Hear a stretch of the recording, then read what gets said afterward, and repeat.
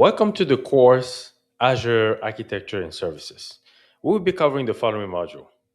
1. Azure Foundations and Accounts. Number 2, Physical Infrastructure. Number 3, Management Infrastructure. Number 4, we will go over Compute Services. And finally, Security, Identity, and Governance. So this is going to be 5 full module. It's going to be a comprehensive course for beginner without having to go too deep into each module. You will get exposure to resource groups, resources, Azure CLI, resource management, etc. This is going to be a complete module on its own. And I want you to sit back, grab you a drink, and let's get started. Course, we are going to first start with the first module, which is a basic introduction, right? So Azure Foundation and Accounts. So let me make this bigger. Okay, so starting from the beginning, right? What is Azure? Azure is a cloud platform, just like AWS and GCP. AWS belongs to Amazon and GCP belongs to Google. So Azure is in the midst.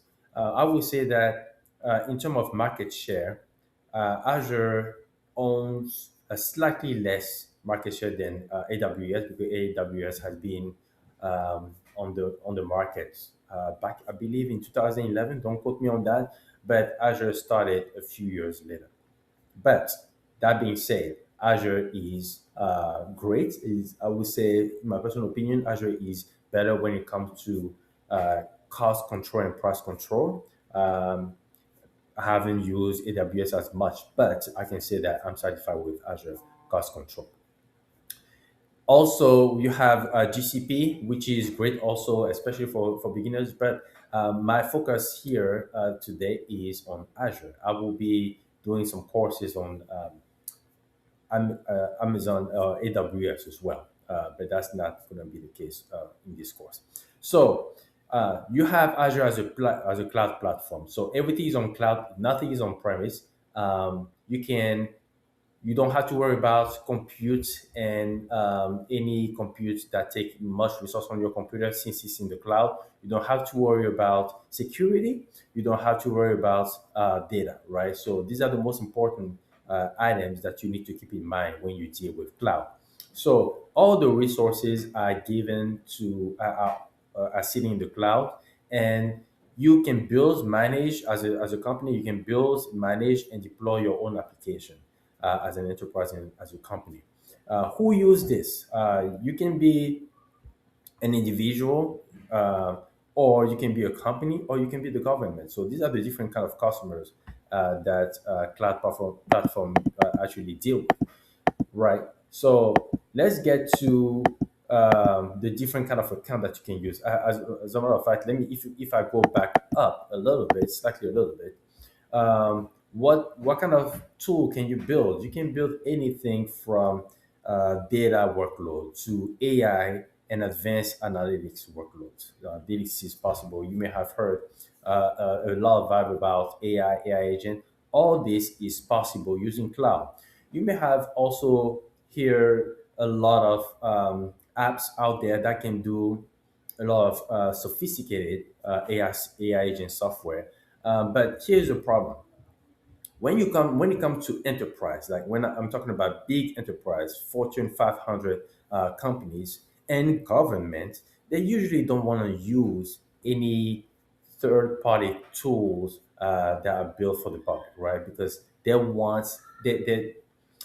invest more in security more than anything else. So they want to make sure that first the data is secure and they have enough compute, because they're not using the compute that any small company is using. They're using a lot of compute. So uh, the cloud platform is mostly used by enterprise and government. And also structure like university as well. You can run, you can build your infrastructure based on trust, because they have zero trust, and that's one of the security measures that those companies have. When you get to opening an Azure account, it's pretty simple. The process is pretty simple, but here are the three ways you can create an account in Azure. There's a pay as you go, and this is best for production workload that you want to be able to control, right? You then have free accounts, which is currently what I'm using. As a small company, it's a great, it's a great incentive. $200 per month that gets renewed every month without you having to pay a single dime, right? You can open the free account on behalf of your company, and you can get it started. You can get start using it without any problem, right? Um, the only problem is that you're gonna have to put your debit, I believe your credit card. Yes, you're gonna have to put your credit card just to make sure that in case you spin up some resources, you get charged for it. And then you have student account. It's still great for you to build small infrastructure and use it for educational purposes. I will say this: I have used the $200 credit account for a while without having to pay anything extra. Just to give you some numbers, when it comes to Azure Blob Storage, a $10 per month data storage can take you can survive with it, right? If you have a lot of data, you can go get away with $10 per month. That's how cheap I believe this is. Now, when it comes to Azure itself, if you want to create an account, you wanna go to this page. I think Azure.Microsoft.com.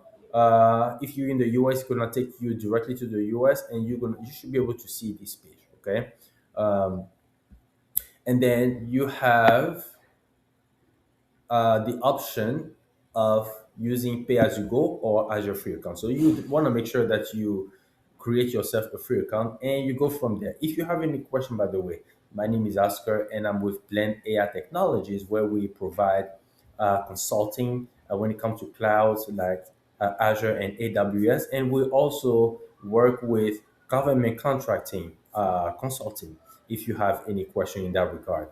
We also help you build infrastructure, and like I said, we provide consulting. Now back to Azure. Once you have your account, you should be able to see a blue window like this, and you can get things started. I'm going to walk you through Azure itself, but before I do that, I just want to make sure that you have your account set up. You don't have to follow me right now, but we can get started. Now, here is your Azure platform. Okay, here you have your company name, your main email, and then if you want to search for any resource, you can do your search here, right? You can see here that I have different resources in this window that you can see. So you can search anything that you want. um, I will recommend as a beginner, right? If you don't remember the exact name or the exact label of your resource or how this resource is called, just type anything. I believe there's a search engine, a very sophisticated search engine that will help you find the exact resource that you want to look for. So if I know there's not that many resources here, but if I type OpenAI, you will see that it is going to show you everything that has to do with OpenAI, right? So this is your main window. You can customize this as much as you want. You can see that I've only spent $1 so far. I have $198 to spend for the rest of the month. If you click here in this sandwich bar, you'll be able to see all the different um, options here, right? You can create your resource group, you can create different app services. The list is going on and on and on. But I'm going to show you later in this course how to build a resource group and some resources. Don't have to worry about that. You have the CLI, which is going to help you build resources or resource groups at the lowest level. What I mean by that, some developers feel more comfortable building from Azure CLI instead of having to use to do it manually, right? And when it comes to building big resources, A huge resource group will require a lot of effort and a lot of hours, especially when you have to do networking and architecture. So it's always best to have this as infrastructure as a code, so that whenever you write that code, it's reusable every time you want to build another infrastructure. And all you have to do is just change names, right? So we're going to talk about that more in more detail in another course. Now, when it comes to you as a beginner, say for instance, I have this CLI command, and AZ version is just to check the version uh, of your CLI. AZ is mainly the main command, right? You have AZ upgrades, and all these are CLI commands. What I would do as a beginner, and even for advanced people, I will use Copilot. If I go here, I don't know if I have Copilot available right now, but if I chat with my Copilot and I say, help me write uh, an Azure CLI command to create a blob storage. What it's going to do is going to give you the command. So there are two kind of command that I can give you. It can give you the PowerShell command or the bash command, right? So here it gave you the bash command, but you can always use this, copy it into a txt file. Let me do that right now. If I do Notepad, I should be able to copy that to create the Notepad and copy paste. Let's see, it's taking a minute right now. Okay. All right. So here's my new Notepad.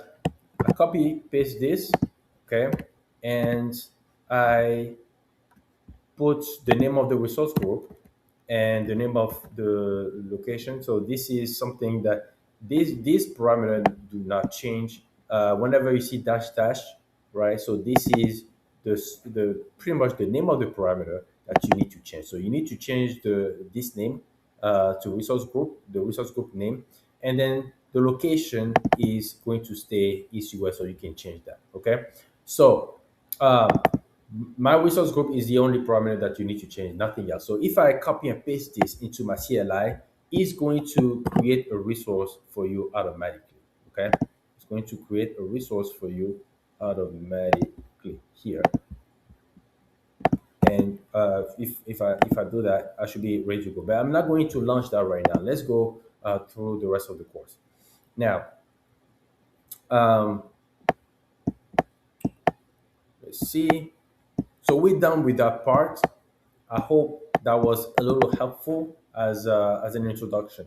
Now, let's talk about the physical infrastructure. It's very important to know how the Azure ecosystem work on its own. Azure, just like AWS or GCP, really depend on data centers. And what are data centers? Data centers are areas um, where they are very remote from the public most of the time, very remote from the public, and these areas are really power area. They have cooling, they have networking, they have big hardware infrastructure that help keep things running in the cloud. Okay, so just take it this way. So these data centers are all around the world. Since Azure is serving the whole world, you will have data centers in different regions. Okay, you can have centers in West. You have data centers actually in West US, data centers in Asia, data centers in Europe, data centers in Africa. It really depends because they are large.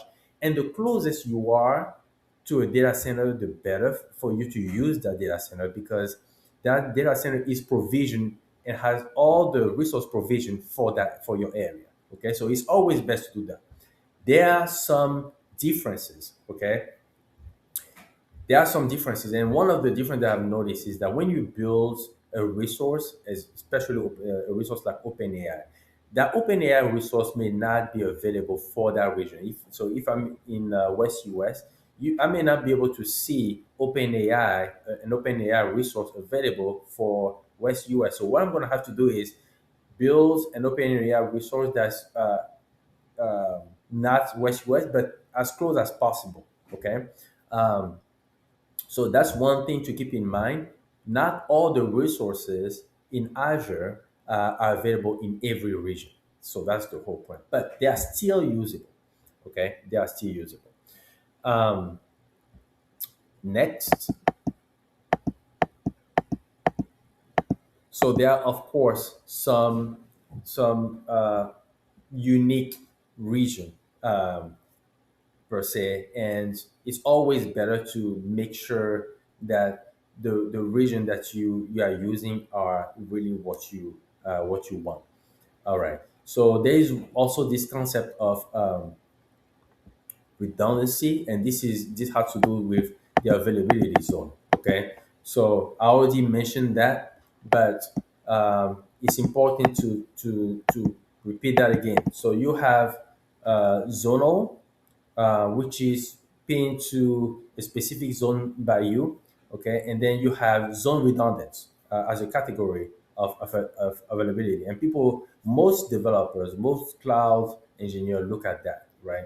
Um, you can have, and when it comes to data, if you want your data to be scaled, highly scalable, you want to make sure that you get the zone redundant option, because if the data is used in a specific region, okay, the data is stored in a specific region. If that data center goes down, um, another data center should be able to pick up that favor, right? So that provision. So it's always good, especially when you have a company that needs data that's distributed across the globe. It's better to have a zone redundant um, resource, and that's is going to be very helpful for you. That way, there's not going to be any interruption on how things are running within your company. Okay, so there is going to be high availability. All right. So there's also what's called sovereign region. What are sovereign regions? Sovereign region are really isolated region that are built for compliance purposes. What do I mean by that? The you Like I was mentioning at the beginning of this discourse, there are dedicated entities that work with Azure Cloud Service, just like AWS or GCP. And those dedicated services are from the government, especially if, for example, you have the Department of Defense that work with that use Azure for their workloads. Okay, and you have some at the state level, you also have small government like Virginia and the government of Iowa at the state level that use Azure, and they want to have dedicated data center for that. For this specific reason, when these company or this entity have resource group or resources deployed, they have access to their own region. Okay, nobody else can use their region. No company, no individual can use their region. These are dedicated to them. Now you have channel region. And this also happen when another country want to be able to use and have the isolated data center. And this is pretty much it. So if your organization operates in a specific industry like defense, healthcare, or government, you may need to have a separate or dedicated infrastructure or region for your operation. That's what pretty much it is about. All right. So we're done with Azure architecture and service and zoning. Let's get now to management and infrastructure. Before we get there, let's go back to Azure and let me show you exactly how it works. As I promised you at the beginning, we are going to create a resource group. Okay, so what is a resource group? A resource group is an environment, pretty much. And what is an environment? An environment is can be similar to a project.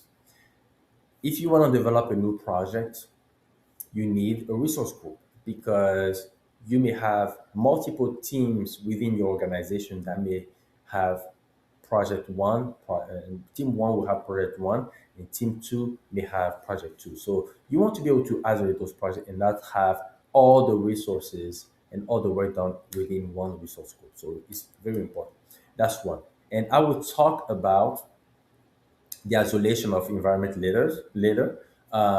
That require a different subscription, but I'm gonna talk about this for now.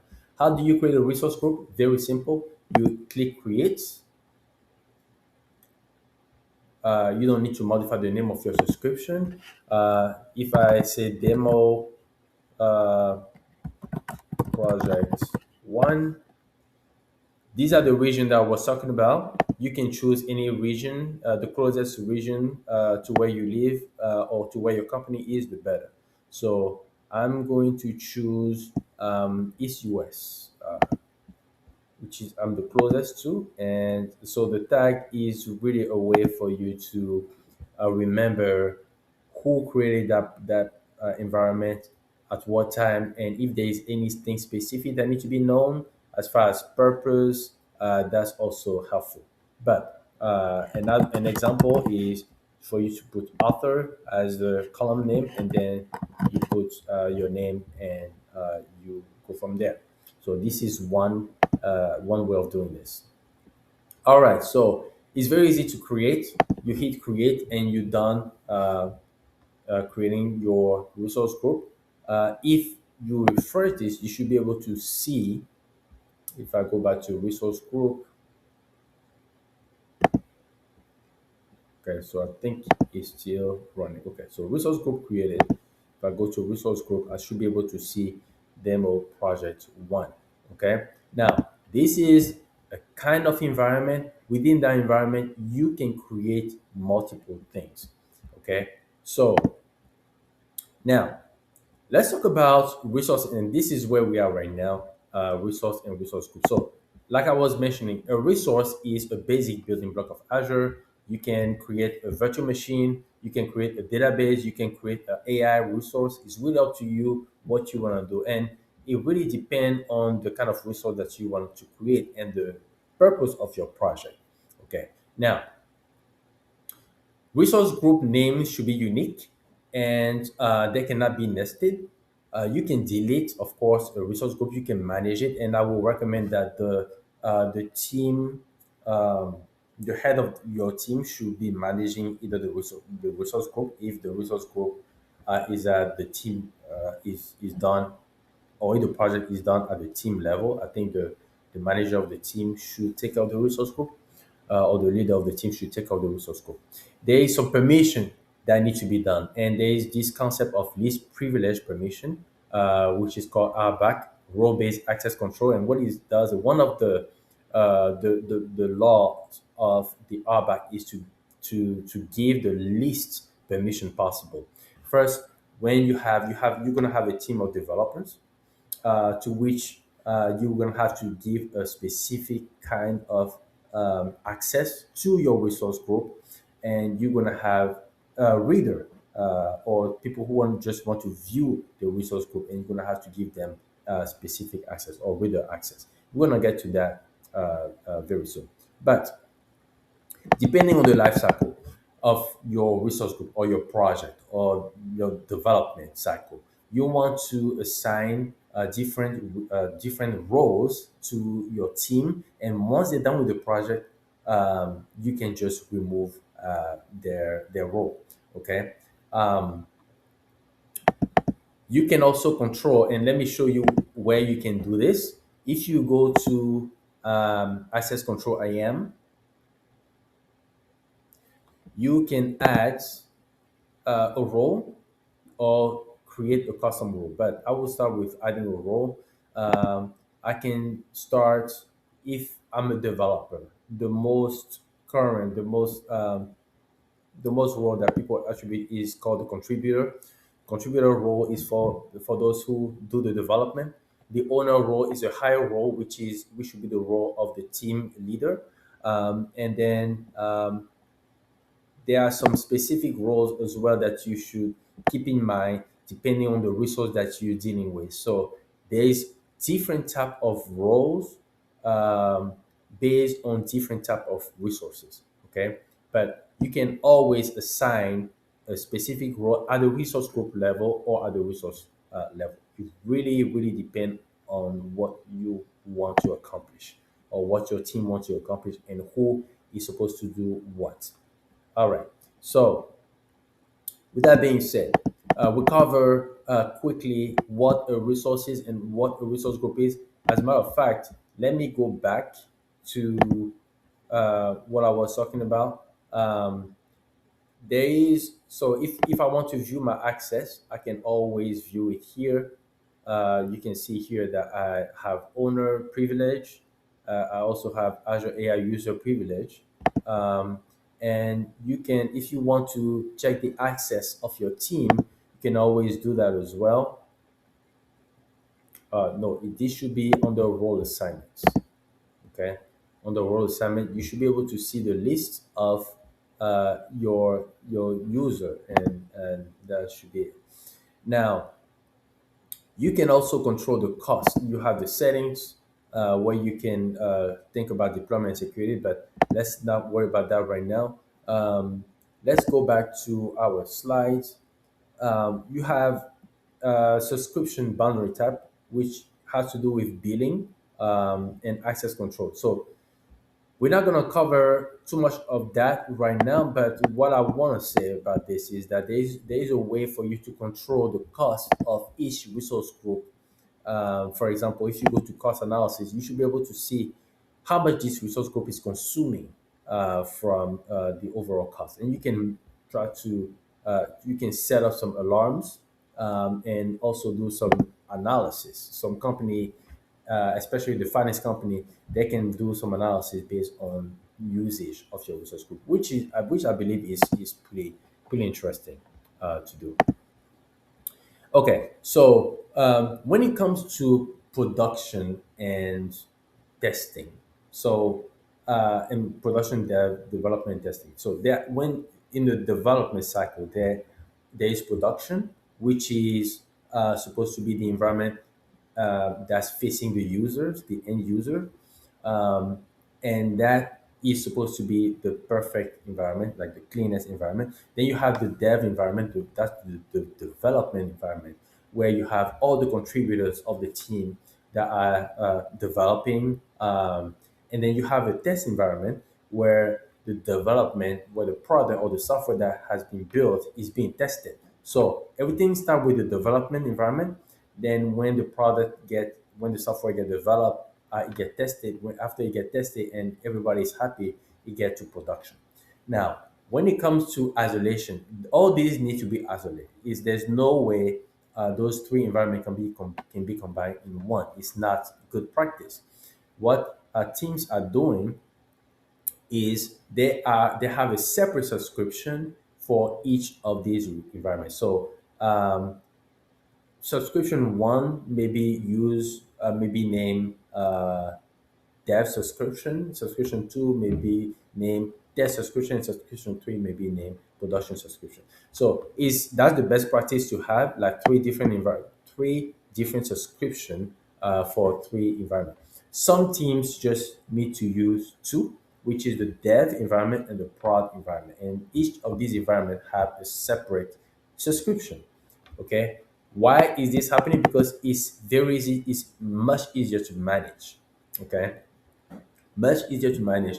And whoever is managing this is going to look at also the cost and what's happening most of the time. You start with an organization. Okay, the organization manage what's called the tenants and different tenant. I think I have mentioned that, right. So you have the the organization that has authority over the tenant. Okay, and then within that organization, everybody under that organization is supposed to have the same tenant, and there's a tenant ID that's mostly used for that to identify a specific tenant. And the tenant ID is attached to a specific name. Then at a lower level than this, you have different teams or different departments within the organization. And this is where you get to start thinking about child management group. After that, you have different subscription. This should be at the team level. One team can have multiple subscription, but these subscriptions are still under the same tenant. Okay. Once each team has their own subscription, then they can start building their own resource groups, and you can see the ramification down below. So I think that structure is standard in most companies. Okay, if you remember, I mentioned at the beginning, org level has should have a tenant, and after the tenant, they should have sub department that manage. After each tenant, you have the subscription, pretty much, but the child management group is already managed at the upper level, okay, by the IT department, really.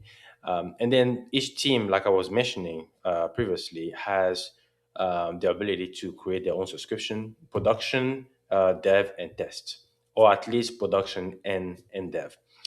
Then the resource groups that follow, and again, this is a skill that each team should be able to have. And from a resource group, you have multiple resources where you can create your database, your virtual machine, and network. So that's what's cover management group hierarchy and Azure subscription.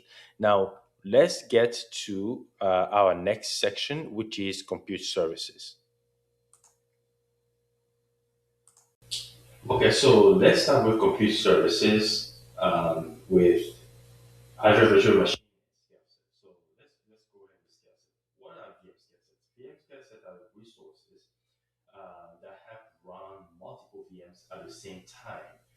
These can go from 110 to 1,000 VM and even more without having to worry about auto scaling, traffic load balancing, auto dispatches, and configuration. So that's what scale sets are, and they are very helpful. Beware though, when we talk about operating system, there are multiple kinds. There are Windows, um, there is Red Hat, and there's many others. So you have to look at the kind of VM that you want and the operating system that you want. So there's a lot of configuration. We actually going to get to some examples that I'm going to some how the setup looks like without having to go through the whole entire setting. But we're going to go over that. Now, availability sets. What are those? Sorry. These are high availability features that keep your VM running by spreading their resources across multiple hardware. Does it remind you of something, maybe Spark, where it's distributed? So this is pretty much the same thing. And it's very helpful if you don't want business continuity to be affected. Okay. Azure Virtual Desktop. Azure Virtual Desktops are cloud-based virtual desktop infrastructure that allow you to stream secure Windows desktop and application to any device that you want. Okay, so this is more designed for remote workers. So if your company, within your company, you have someone that is joining the team on a contract basis, not full-time contract basis, and is supposed to go after 6 months or after a year or after 3 months. This is, and you want to maintain a high secure working relationship with the vendor or the contractor. This is the best tool to use, right? So security is there and it's fully managed on Azure, which is great. Now let's talk about. Actually, let's get to Azure real quick. Hopefully, I have my Azure instance open at the moment. Okay, so let's go to the portal. My session has expired. And let's go over how to find VM scale sets and virtual machine. So let's give it a little bit time. Okay, so here we are. So if you remember on our last in the previous section, we talked about we talk about resource group. Okay, so you want to build all, or you want to create all your resources under a resource group. Remember, and actually we had yes. So here's a demo project. Okay, you have your resource group. Now you want to look for virtual machine. Okay, before you build your machine skill set, you definitely want to start with the virtual machine itself. Okay, so because you're going to have to attach your virtual machine to a virtual machine skill set. So if I search for virtual machine,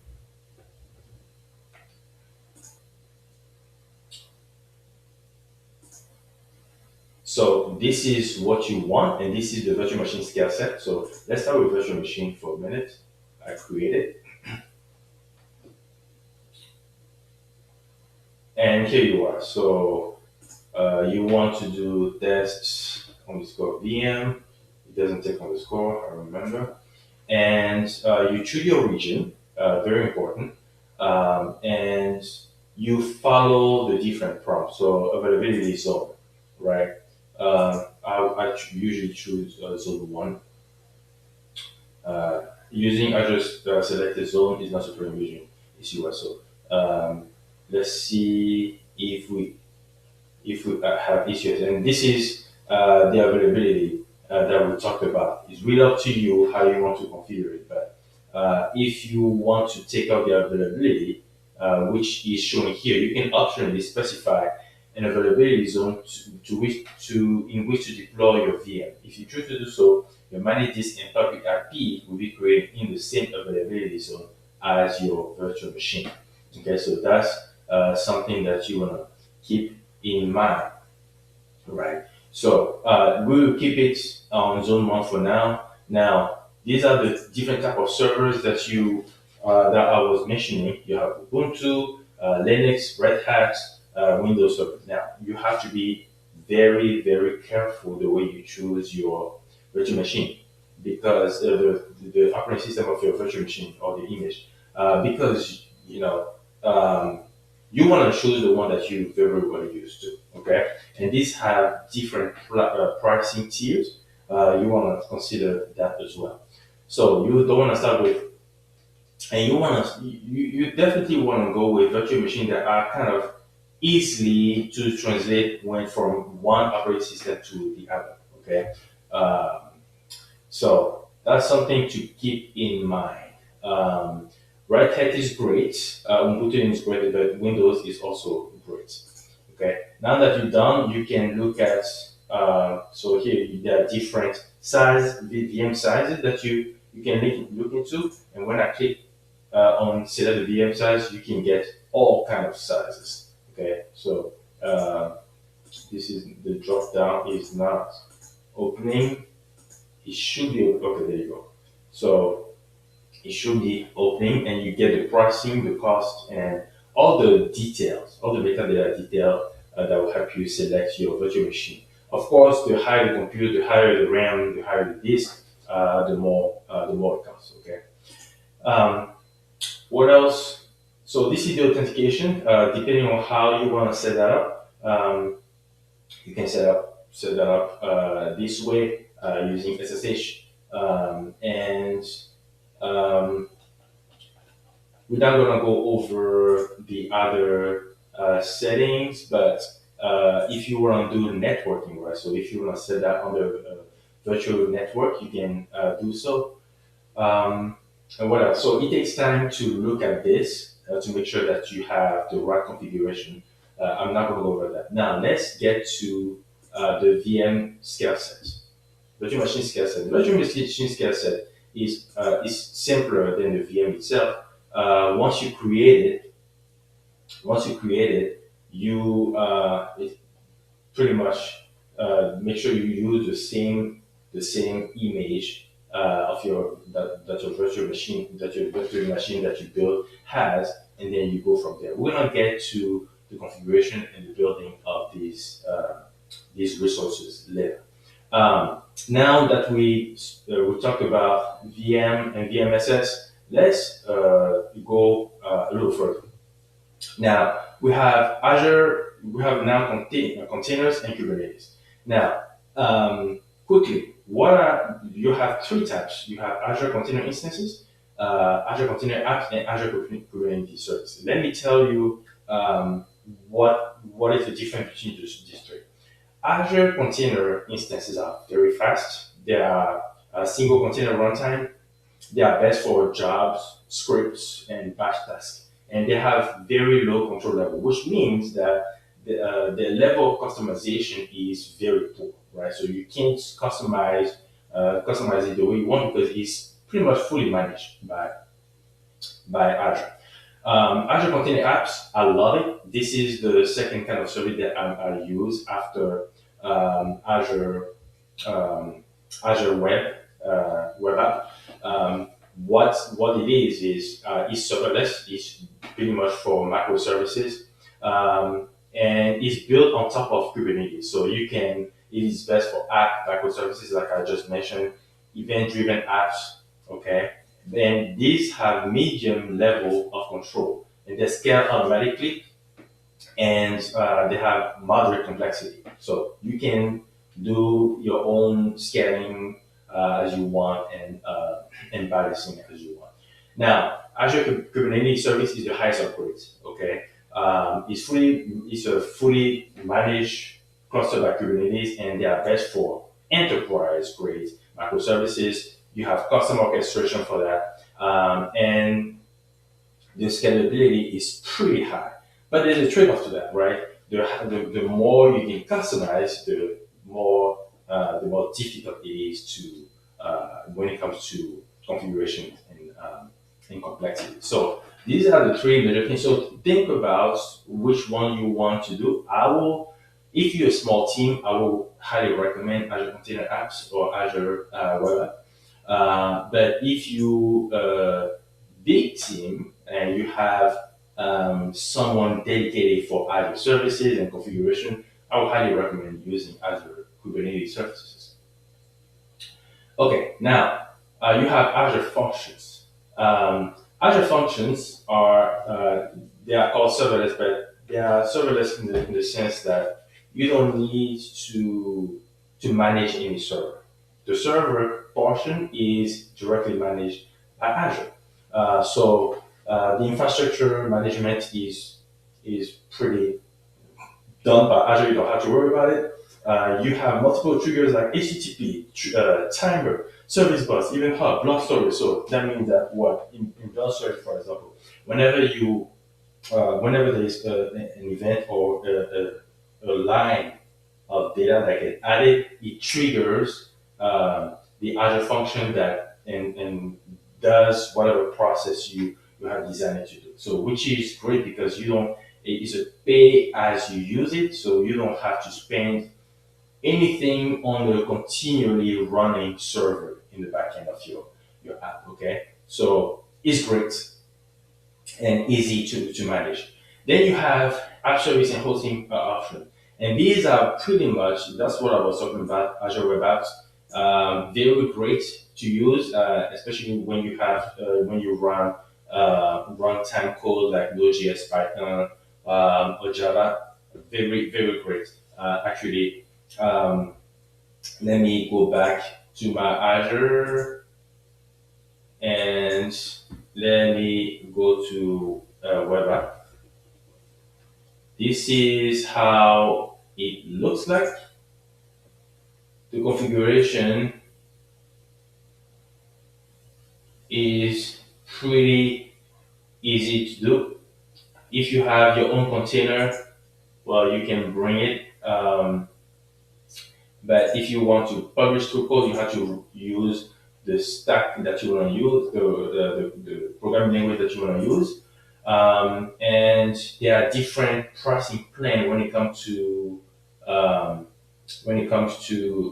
your web app. Okay, so you can explore them by looking at this pricing structure, this schedule, and here we go. So I usually go with premium, but for very simple apps, you definitely want to go. You can start with the free version. It's still going to run well unless you have a lot of data in the backend, right? What I love about Azure Web App is that there's a database. There's a database that you can attach, which is great, right? So you can attach the database to it, and it's great. I love it. Now, API apps, web job, and mobile apps, I'm not going to cover it because I'm not so used to it. So let's keep going. Now, when it comes to security, right? Security, identity, and governance, this is a big deal when it comes to Azure, and this is why I always recommend it. I always recommend enterprise to use Azure or AWS because they have this security embedded into it. So let's start with authentication. Authentication is the most basic way of authenticating or trying to access application. Then you have single sign-on, and then you have multi-factor authentication. Multi-factor authentication is great because if someone wants to access your application, you have a second, and it is able to get past through another way. You have a second authenticator that kind of validate, right? So you can reject the authentication, the access by someone else through your phone. So you need more, definitely need more than one. Three is always recommended. Okay.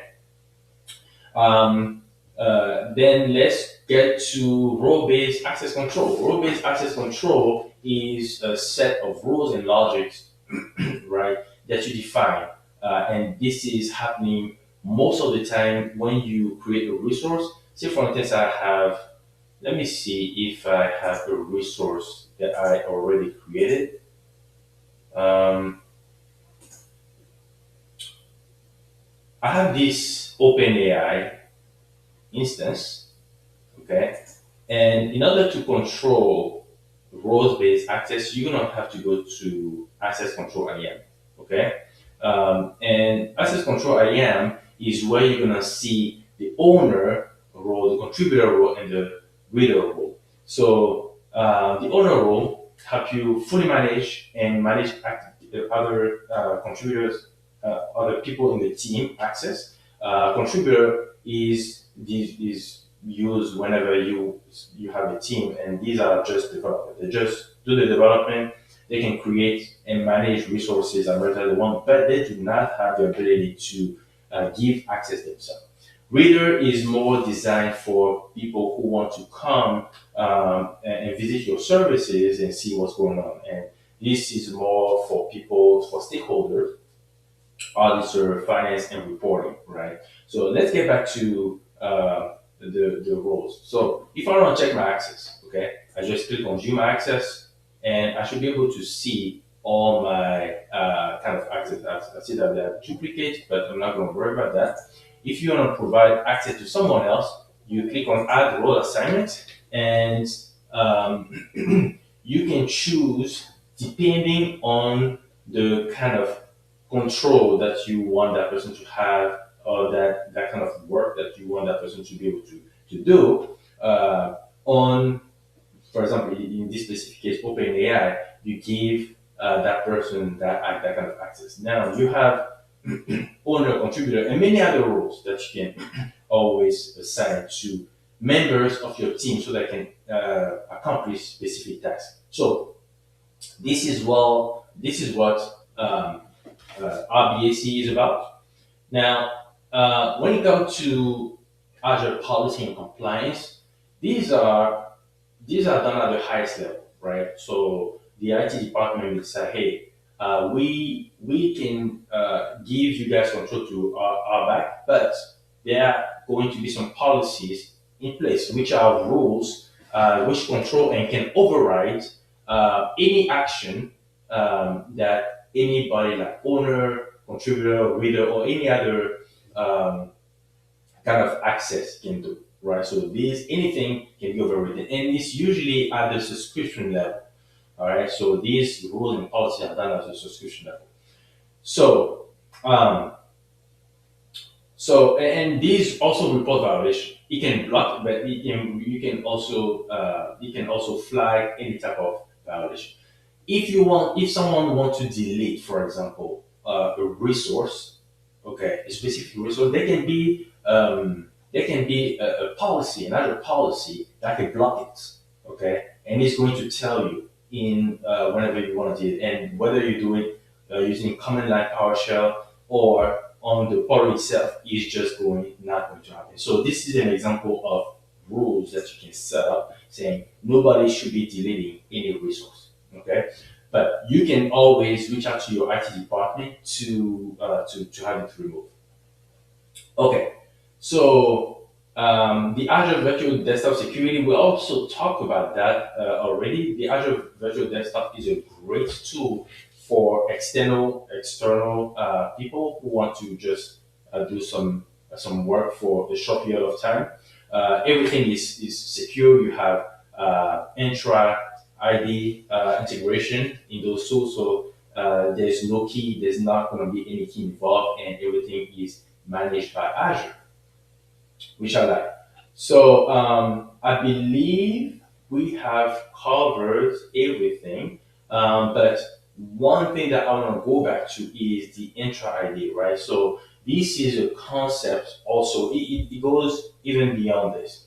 Um, intra ID is a concept where a person or an identity can access another any resource. So if I go to, if I want to add a specific role, um, and I choose, for example, member, I can choose a user, a group, or a service principal, or a managed identity. Okay, and the managed identity. So if I select managed identity, that means I want to give not a person, not a group of people, not a service principal. I want to give a managed identity, which can be any resources. You can see here that I have two resources from Foundry. I can say, okay, I want this specific resource.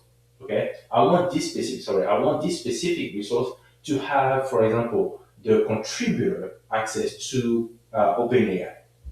That's what I want to do. Or if I want myself, is going to be on the user, and is going. I'm going to have to search my name or search someone else's name. Okay. So very important to know, because managed identity is great when you in a situation where you don't want to write to pass keys, because in order for two resources to authenticate between each other, the target resource will need a key to be able to be accessed, okay? Just like anybody else. And is keyless, it's a keyless process, and the authentication is done through a token, which is not visible unless you write codes, command to show it. But these tokens are usually not visible. So these are keyless process and ways of authentication. So just wanted to talk about that. This close this video. I hope you enjoyed it, and this is all about the basic of Azure architecture and services. I hope I covered the foundational services, but not all of them. I also cover how to use Azure, and I walk you through the Azure, a lot of Azure resources. One more thing, and I keep saying one more thing, but this is the last one. Every time you create a resource, to get you used to anything in Azure, you always want to look at this, and this is called the blade. And the blade is wherever you want to conduct any type of operation. So you usually have the overview page where you can see the type of configuration that has been done on Azure. Okay, so you can see here the region, the status, the subscription ID, and all these important things. Then you have the activity log. I don't use it that much, but if anything happens to your app, this is where you can go to and see what's going on. We talk about access control, which is where you give permission to anybody or to any other resource. I'm not using the tag as much. Diagnosis and problem. Again, this is related to any issue that your app may or your resource may encounter. You have the resource visualizer. I love that one because um, resources need to talk to each other. They need to connect to each other to be able to, when you want to build an. And it actually shows you which, and I'm back to the resource visualizer. It actually show you which resource is connected to other resource. So you can have your OpenAI here, you can have your VM here talking to your OpenAI instance, and you can have maybe Azure Web App or something else, right? So it's very helpful. And that can also be helpful in the sense that before you delete any resource, say for instance, you have created a resource 2 years ago, maybe 2 years ago, and you want to make sure if there's any dependency between them, you want to make sure that you uh, don't just delete it, right? That you look at this resource visualizer to see which one you should delete and which one you should keep. Then you have keys and endpoint. We talk about keys and endpoints.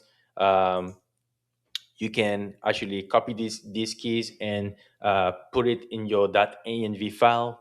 You can rotate them, and you have your endpoint. So these are very great tools or element that you will need for when you from your configuration to be able to leverage it somewhere else. You have encryption also here. You have networking, which allows you to secure your resource on the virtual network. You can is currently open to the public, but you can lock it down to specific IP addresses, or you can create a private endpoint. We're gonna get to that. This is a very hot topic. Managed identity. We talked about managed identity already, but I just wanted to stress out that again. You have system managed identity, but you also have user assigned managed identity. User assigned managed identity, it allows you to have some identities that are connectors between two resources, really. We're going to get to that later, but highly flexible. System assigned managed identity are already uh, managed by the system, pretty much just like is saying here, where you don't have to really do much. But I would personally prefer user assigned managed identity because you have a lot of flexibility here. Okay. Um, just as you say here, a system assigned managed identity is restricted to one per resource and is tied to the life cycle of this resource. So if this resource is deleted, that's it. You won't be able to your connection will not be live. But with user assigned, right, you can keep connections through the same identity, and it's just stay there. So this identity doesn't have to be created here. Actually, you can leverage this identity from another resource called managed identity, which I'm gonna talk about later or in another video. But you can create as many user assigned identity as possible. But in order for uh, a whole system of resources to talk to each other, you can use just one managed identity for that specific purpose, which I love. Cost analysis. Cost analysis is more for the finance person in your team that want to analyze how much resource have been spent. This is also great for stakeholders. You have properties mostly using shell commands, and these are really interesting element that you want to use here. And then you have this um, key configuration. If you want it to be keyless, you don't want your resource to leverage key, you can disable it and use manage identity instead. Microsoft Azure Cloud Defender. So when there is a vulnerability on your application, you definitely want to look into that because sometimes there, especially when it comes to OpenAI or any other LLM, there may be some prompt injection that you may have to go through, and there's going to be some flags that will come here that you will have to resolve as soon as possible. And some people and there may be some configuration that are not good enough, right, within your instance that you want to increase the level, right? So you can see here that you have medium, medium, low security configuration that are needed here that you want to address. And you have here, I have not leveraged alert as much, but diagnostic setting is a good one. This is where you can create your own diagnostic setting, and you can have some logs that are always saved and recorded whenever your resource, in this specific case Azure OpenAI, is being used. And it can also be archived in the storage account, so you can retrieve that at any time, which is great. Also, what I love about the analysis setting is that you can, if you want to leverage it, you can. It has a lot of building tables that you can look at and see the different events that have happened. Is there has been any failure, any kind of telemetry that can be helpful when you're trying to debug or analyze what has been happening. So this is it. I hope you enjoyed it, and I will cover a lot more. This was just a very basic um, course